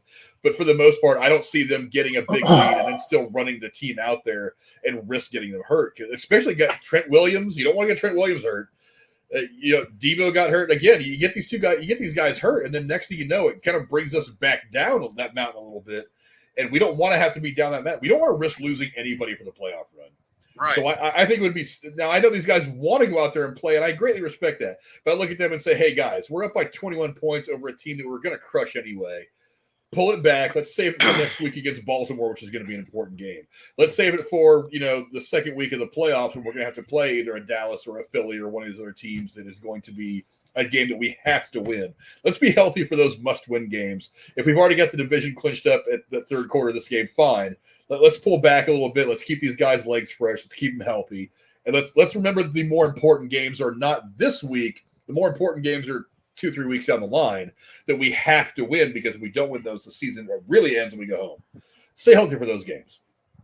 That's what I'm saying. But yeah, I think Connor for Arizona is probably going to put up 100 total yards and probably a touchdown, probably late in the game, some garbage time. So yeah, go down in the comments below. Let us know what you guys think of our start and sit recommendations. Let us know who you guys would start and sit out of all these in the comments below. Now let's move on to Texas Pick 3. Let's see. We didn't have a show last week. So let's see. You picked Atlanta over the Jets. I think you won that one. You picked Indianapolis over Tennessee. I have no idea who won that game. You picked Denver. I went 3-0 on the last one. I know that. Yeah, you Houston over Denver, and then of course you picked Dallas over Seattle last or week before last, which ended up. You got the win. It was not quite. I think the score was pretty close to that, wasn't it? You picked 30-14. I was damn near on that. I was within a couple points of exactly having that score. Yeah. Not if you picked 30-14. It was 41-35 was the final score of that game. No. On one of the other ones, not the Cowboys. Oh, okay. But I don't know, Tex. What three games do you think are stone cold locks in Week 15 in the NFL? Yeah, I looked over the schedule. These three really stood out to me. I'm going to make J-Man and Frank very happy with this one. I'm going to go Niners over Cardinals 30-13. I think Niners are going to go in, get a pretty good sizable lead, and just coast. Game 2, give me Ravens over Jags 31-20. I think Baltimore is really going to want to make a statement out of this one, and Lamar Jackson is just playing lights out football right now. Trevor Lawrence with that leg, I still don't think he's right. And, of course, I have to pick my Dallas Cowboys over the Buffalo Bills 28-21. It's going to be an ugly game, probably a bad weather. But I think this one, obviously the whole thing with Dallas is they haven't beat any good teams. Well, we just beat 2 good teams. Blah, blah, blah. Say what you want, whatever. I think this is a statement win for Dallas. I think they're really going to want to go out and prove something. And in a bad weather situation against a good team, even though they're hot and cold, I'll take Dallas over them by a touchdown. So Cowboys 28, Bills 21, Ravens 31, Jags 20, and Niners 30 to a Cardinal 13. And I'm being generous with the 13. So I think it's probably closer to 10. Oh, let me get in on this. I got 3 upset specials. Okay. I'm going to take the Patriots over the Chiefs. Wow. The Bills over the Cowboys. Oh, true. And the Seahawks over the Eagles.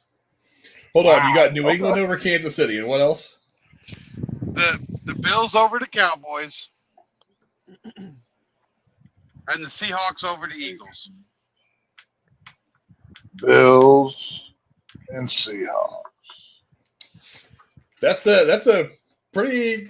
Yeah. There's an upset alert going on here, folks. I mean, yeah. That's not an upset alert. You need to play that nuclear sound whenever the bombs are about to go off. If that were to happen, like the world probably is about to end if those 3 things happen. But we'll see. That's look. I could see maybe one of those happening. All 3 of those happening this week. If you hit all 3 of those games, my friend, the first thing you need to do on Monday morning is go play the lottery. Yeah. Go play the Powerball, because you may be the luckiest sumbitch ever walked the face of the earth if you actually hit all 3 of those games. I'll tell you. Like I said during when we were a pre-call before we started the show, the Patriot, Belichick's always been known to take out your best weapon. For the Chiefs, that's Travis Kelce. Clearly, when he is not a part of the game plan, the Chiefs struggle on offense. And New England already has a great defense. It's in New England, so that makes that game very possibly an upset. Yeah. The Cowboys, as well as I do, they're not at home. They're not going to score 40 points like they do at home. And the Bills are not a pushover, so that could happen. And Frank, Seahawks at home, it doesn't matter who they're facing, that game could go either way. Yeah.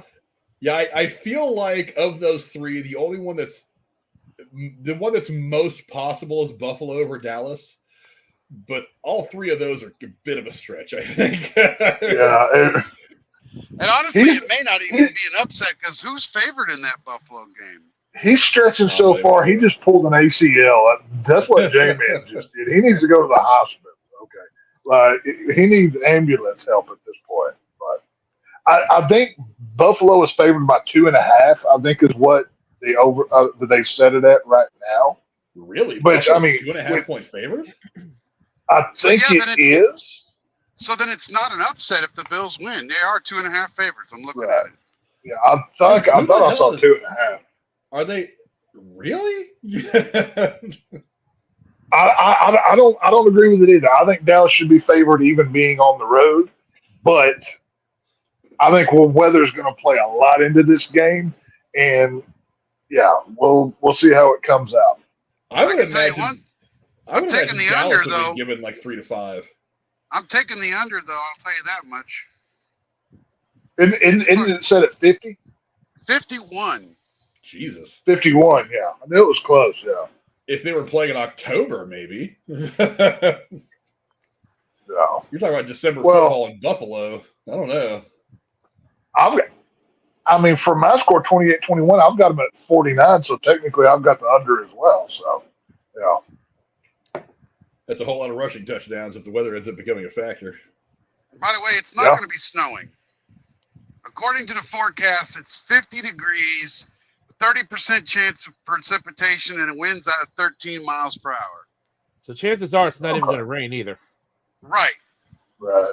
But anything can happen between now and then, so. But you're also talking about December in Buffalo, so. Yeah. So that means perfect winter weather for Dak Prescott to go up there and showcase why he should be MVP this season for the NFL. So it sounds great. Yeah. Or he can go up there and the real Dak shows up and throws all his picks. So No. Which one will we get? Spin the wheel. Come back. Come on, Buffalo, sing the Eminem song. Will the real Dak Prescott please stand up?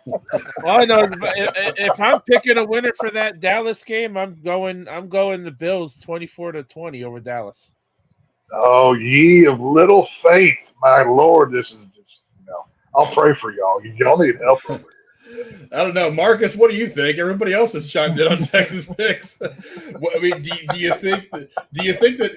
Who do you think is most likely to hit on all three of theirs? Is it going to be Tex or is it going to be J-Man? I don't know. It's a strict going with Tex right now. I'm going to lean more towards Tex. On this I'm 13-5 whenever it comes to these picks. Okay, I'm telling you,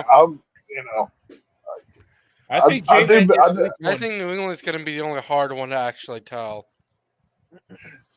I would love to see New England beat Kansas City just to watch Patrick Mahomes have an epileptic seizure on the side of the field as Belichick laughs at him. That would be hilarious. If I see that shit happening, I'm going to I'm okay with that. I'm going to see their fucking feet going off, bitching, complaining about this, that, and whatever, and be like, y'all just can't handle losing in a fair fucking game. Shit. If New England beats Kansas City, you might see Taylor Swift break up with Kelsey on the field in front of the television case. It might be that bad. Please. We'll get our next breakup album a week later. And they should write a song about how the team sucks. Right. Like, we might get this in live action, so make sure you're tuned into that one to see the tears roll down his face. But is she the Yoko Ono? Oh, wow. Is she breaking up the Chiefs dynasty? Maybe. Oh. Well, if you look at the way old Patrick Mahomes' wife, and they don't seem to like each other too much, so she very well may be the one, the turd in the punch bowl here. I mean, I've seen what they do up there in the players' box, so who knows? No, they love that. Well, no, they hang out. They hang out in New York. Everything. They hang out together. I don't know, but like I said, we'll see. Well, let's close it out with this. Let's talk about who has been the LVP of your fantasy season so far. Who has been the least valuable player? We're not mad. We're just disappointed in how everything turned out. I'll start with you on this one, Marcus. What player have you held on to all year long, but just ended up not doing anything for you? Justin Jefferson. I mean, I hate to say it. I mean, while he was in all the way up till week 5 for the beginning of the season, he was playing great, getting me 20 points almost every week, and then got injured. And for the rest of the season, it's been, is he going to play? Is he not going to play? Is he going to play? Is he not going to play? And then I put him in this week when he's supposed to be playing. And then he gets injured again. And I'm like, I dropped him and it's like, oh, he's going to be playing Sunday. I'm like, what the fuck? I don't think he's going to be my bust for the season, but he's getting damn near close to it. I don't know. Rose Gaming, what do you think? What player has been a big disappointment to you this year? Well, since I'm in 3 leagues, I actually have 2 players that I want to name. I want to name Dobbins, the running back from the Ravens, who have held on to the entire season in your league and has been out the entire year. And I want to name Zay Jones because he's been out for the majority of the year. And I cut him in my free league, in Texas Free League. I don't know why I'm still holding on to him in my other pay league that I'm in with my brothers, but I did. But he's been out for most of the year, and when he was playing, he wasn't very good. So I'm gonna give those 2 the LVP title for my leagues. All right, J-Man, how about you? Who is your least valuable player this year? Who has been your biggest disappointment? Well, that's difficult because I don't hold on to a player all year long that doesn't produce. I guess if I had to pick one, I didn't hold on to him, obviously. It would have to be Mike Williams because before he goes down with the ACL, he was producing. And since he's gone down, the Chargers haven't had a second number 2 to even help Herbert, which is my quarterback, play great all year. So I would have to say it's got to be Mike Williams. Yeah. Yeah, Tex, how about you? Who has been a big disappointment for you this year? Well, I'm going to have to stand with Marcus on this one. And Justin Jefferson, I mean, this guy was the top draft pick in most leagues, I would say. And, you know, for the draft capital it took to get him, he's done nothing. I've unfortunately held on to him for the entire year, just like Marcus did. I mean, I still have him. I never cut him. But for what you expected out of him and where he went and what he's done, there's no the only closest competition for me would be Jonathan Taylor of Indianapolis, the running back. But, you know, it's Justin Jefferson for me. There's no way around it. Yeah, you know, for me. Oh, you know what? I'm sorry. I got to interrupt. I actually do have a guy on my roster that I've been disappointed with. Aaron motherfucking Jones. Oh, yeah. Yeah. He was my 3rd overall draft pick. Had a great week 1, 26 points. Went down for the next 4, 5, whatever it was. Came back, had a couple of games where they were like, "Oh, here's 5 carries, here's 7." And then Matt LaFleur's like, "All right, we're gonna cut him loose." He gets 20, and then the next week he's hurt again. What the fuck? You know, that everyone felt was Burrow. Shit. He can get it too. Yeah, you know, for me, I had a lot of hope for Dameon Pierce coming into this year. I mean, you know, part of it was, I mean, look, he finished last year with 939 yards and 4 touchdowns. Coming into the year, a lot of people, you know, nobody knew that C.J. Stroud was going to have the kind of year that he was going to have. Which probably would have not made them so running back reliant, but you thought that having a good quarterback might open things up for him. Maybe they would drop a lot more guys back in coverage, would help him get a few more extra yards before contact. But man, coming into this year, God, he has not done shit. He's got a total of what is it? 391 yards rushing this year or something like that. He's only broke 10 points 3 times this year. He missed 3 weeks of the year, weeks 9, 10, and 11 with injuries. He has been a fantasy non-factor all year. He's only scored more than 10 points once in the last 2 months. I mean, look, for somebody who had so much promise, look, he's only 23. I'm not saying his career is over. But, so much promise coming into this. It's been part injury, part the fact that their passing game is a lot better than a lot of people thought it would be, so they haven't needed to be so running back reliant. But yeah, I really had a lot of high hopes coming, for him coming in this year, and he's got absolute shit. I mean, he's 113 attempts for 391 yards and 2 touchdowns. Against last year, he had 220 attempts for 939 yards and 4 touchdowns. He's averaging less than 3 yards a carry. Receiving isn't helping his numbers at all. He's got no receiving touchdowns. He's only had 11 receptions all year on 14 targets.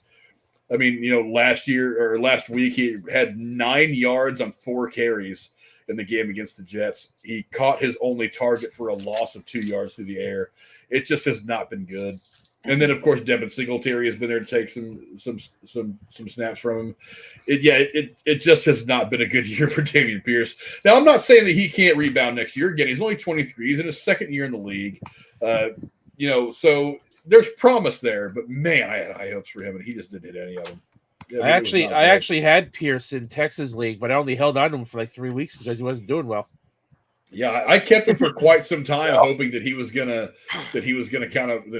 break through. But no, it just didn't happen. But that's the guy that I was really disappointed in this year. I would put Eckler on the list, but the only reason I won't is because if Brandon Staley wasn't the head coach and they didn't have Dallas's former offensive coordinator, he would be putting up the numbers he's supposed to. Yeah, screw that guy. Yeah. See, the Chargers should have fired Staley last year and brought in Sean Payton instead of letting him go to Denver. True. And the Chargers would probably be winning right now. Well, I mean, Belichick may be available this offseason, so they can always go get him. He'd be better than Staley at this point. Whatever, just as long as the Niners get a chance to beat the hell out of Belichick 1 or 2 more times before he goes off in the sunset, I'll be fine. Well, I don't know how that's going to happen. I don't know. We'll figure it out. We'll arrange the schedule somehow that they can beat up on him at least one more time. I mean, we haven't played the Chargers in a while. I mean, we're due to play the Chargers, right? So we played them last year. Oh, did we play them last year? Yeah, we played the AFC West last year. Remember, we lost to Kansas City, and then we got the day after we got Christian McCaffrey, and then we won on the rest of the games until the NFC title game. Ah, well, it must have been a very memorable game because I don't remember any of it. But, go down in the comments below. Let us know who has been your least valuable player this year in fantasy. Someone who has just been a big disappointment. You drafted them. You had high hopes for them, but they just didn't quite get to where you had hoped they would get. We're going to go ahead and wrap it up there. Thanks to all of my amazing co-hosts for coming to hang out with us today, starting with Marcus. What do you got going on, my friend? Just working and getting ready for school. All set to start on the 8th. Be working on getting a degree in the Bachelor of Science to make websites. You make those websites, sir. You make them good. Hey, maybe I'll make one for the Harsh Truth. You don't have to rely on all these damn sites. Yeah, no doubt, right? There you go. See, we're expanding. We're growing here at the Harsh Truth. Yeah. And the Rose Gaming, what do you got going on the internet, my friend? Well, later on tonight, I'm going to be streaming the Mortal Kombat 1 Invasions mode because Season 2 for that is ending in about 12 hours.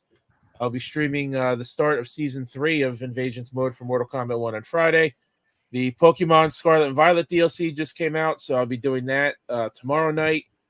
And I have some other things planned. I have some uploads I'm going to put up. You can check out my past streams. My last 2 Mortal Kombat streams actually did pretty well, so hoping to replicate that for our 3rd night in a row tonight. And for the next week or so, it's, like I say, follow the channel and whatnot, and there's usually always something there, and I feel like there's always something for everybody. So the last episode of Less Than Serious happened on Sunday night, where we talked about the Otani deal and that crazy-ass $700 million fucking contract he got. And a few By the other way, things. just to add to that, sorry, Rose, for interrupting, but just to add to that, have you all heard 680 million of that is actually deferred? Yes. So He's only after getting the 10 years is up. for a while. Yeah, that's called money laundering. I don't see how this is legal. What are you talking about? Haven't you heard of Bobby Bonilla Day? But I was about to say, Oh, I know. Like, I know seriously, exactly. but Yeah. You can't do are we it. not going to call Yeah. it Bobby Bonilla Day anymore? Is it going to be Shohei Ohtani Day now since it's a bigger number? And also, Frank, I just want to say before you go into text, you have a good chance to ruin my weekend this week, sir.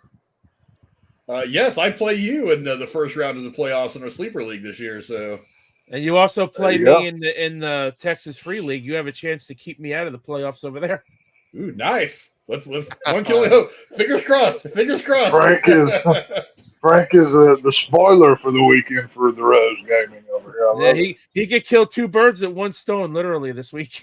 Yeah. I'll have to make sure I set my lineups just right for you, Rose. it. Hey. And to We'll the see. shade from the Lone Star State, my man Tex, what do you got going on, my friend? Oh, not a lot. We'll be breaking down JFK tomorrow, but as I'm doing in the month of December, I got to give you a horror Christmas film to watch tonight. So go to Tubi or Shudder. Either way, it's there. A Christmas horror story. It's a good one. It's a fun little. It's got 3 or 4 good stories in it. Krampus shows up. It's got a what's his face, Captain Kirk. Crap, I can't remember his name right now. Who played Captain Kirk?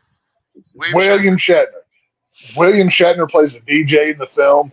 It's pretty cool. It's a fun watch. So if you're looking for a festive, scary film to watch, go find A Christmas Horror Story. It's a good one.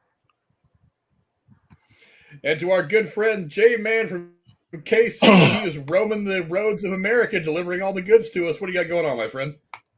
Well, just keeping America moving. I mean, we got the reindeer antlers up on the hood because we are truly the reindeers They're the real of Santa's Santas of sleigh. the world. This is You true. know. This is true. Without us, you wouldn't have all that shit. Paying bills, saving money for the icon of the season, April.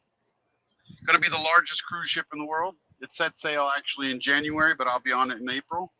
So, Oh, nice. Hell yeah. got 2 cruises next year, as I had 2 this year, 2 last year, 2 the year before. Just that's what we're doing, cruising. You're pretty much a sea captain at this point. You just live on the water. Hey, he's out there enjoying the boats or he's enjoying the truck. I was going to say that. He's either in his truck or he's on the water. That's right. Gotta enjoy life at some point in today. Thanks to those of you who voted in the poll. I asked, said most leagues are starting the playoffs this week. Did you make it into your fantasy postseason? 50% of you said you did. 42% of you said you did not. And I thought maybe at least one person would stay still to be determined, especially in the smaller league. But no, you said that you guys are all pretty certain about where you stand in the playoffs now. As for me, as Tex said, you will find us back here tomorrow breaking down JFK with special guest Alex from Alex the Garbage Man. Looking forward to breaking down all that spoilery talk about really one of the better movies of the 90s. And maybe we'll dip into the conspiracy theories surrounding the JFK assassination. Got my tinfoil hat ready. Oh, boy. Yeah, well, I'll probably dedicate a small segment towards the end to all the crazy stuff. And then next week we'll be kicking off some of the more Christmassy movies that we're going to be talking about for the rest of the year. We'll be talking about Scrooge next week as well as Violet Night. That's going to be a lot of fun. We'll probably also be back next week to break down week 1 of the fantasy playoffs and some of the bigger stories in the NFL. We'll see if they manage to eliminate Travis Kelce Swift. I'm just going to start calling him Travis Swift from now on. He took her You know, that other way, right? If you get a chance, do you guys know who Tom Grossi is on YouTube? I don't think so. He does. I'll send you the video text. I'll put it in our YouTube or our Twitter chat. But he does. He's a Packers fan who live streams not just Packer games but lots of football games every week. He does every NFL team's reaction to the week before. Usually on Tuesdays is when the video comes out. And he just did the one where with all the team's reactions to this last week when he did the reactions for the Chiefs. He was actually singing a sad song. He's like, whatever, we'll have Taylor write a breakup song about this game or something like that. It's really funny. His reaction videos are actually quite funny, especially if you're an NFL fan. You're in on the NFL jokes. But yeah, go check out that as well. And we will see you guys back here on Thursday for the JFK review with Alex the Garbage Man. Until then, we'll see you guys next time. Hope your guys' playoff to a good start. Go Cowboys. Adios. See ya. Peace. Gonna be a Super Bowl ring with the Niners. No. It's all about the star, baby. Hey, It's put all that about Kid Pride the star. stuff back in the corner. Hey, Marcus, you can say cowgirls all you want. Y'all don't even have a quarterback. Y'all don't care. now. Hey, So, put your just get back in 1-star your place. rating away. I'm